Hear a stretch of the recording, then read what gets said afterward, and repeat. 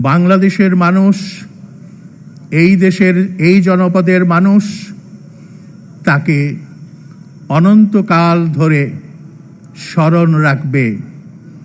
তার দেশপ্রেম, সাহসিকতা, সততা, নিষ্ঠা, ত্যাগ, অত্যাচার সহ্য করার অপরিসীম ক্ষমতা,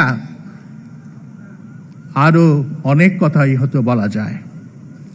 তিনি এই দেশকে ভালোবাসতেন, এই জনপদকে ভালোবাসতেন এদেশের তৃণলতা, ফুল, পাখি এবং পানি। এই পানির জন্য তিনি সংগ্রাম করেছেন।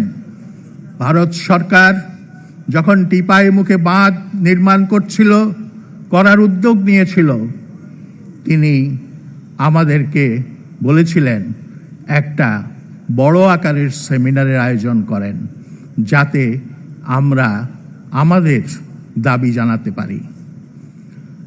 আজকে এখানে তাকে স্মরণ করতে গিয়ে তার 3টি উক্তি, অমর বাণী আমরা চিরকাল মনে রাখব, যতদিন বেঁচে থাকি ততদিন মেনে রাখব। 1, দেশের বাইরে আমাদের বন্ধু আছে, প্রভু নেই। 2, আমাদের হাতে স্বাধীনতার পতাকা, ওদের হাতে বন্দির শৃঙ্খল। 3, দেশের বাইরে আমার কোনো ঠিকানা নেই, দেশই আমার শেষ ঠিকানা।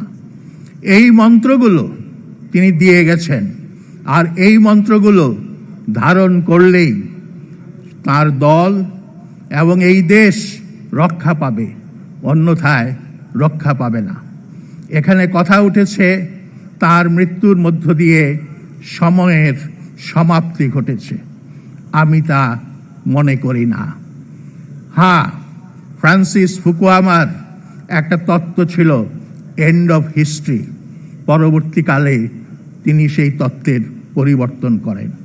বেগম খালেদা জিয়ার মৃত্যুতে সময়ের মৃত্যু হয় নাই, ইতিহাসের মৃত্যু হয় নাই।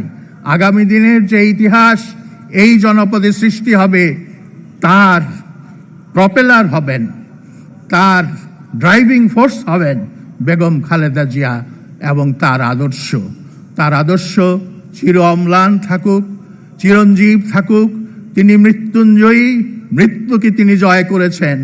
আজকে মহান আল্লাহ তাআলার কাছে আমি করজোড়ে প্রার্থনা করব, হে মাবুদ, আমাদের নেত্রীকে তুমি বেহেশত নসিব করিও।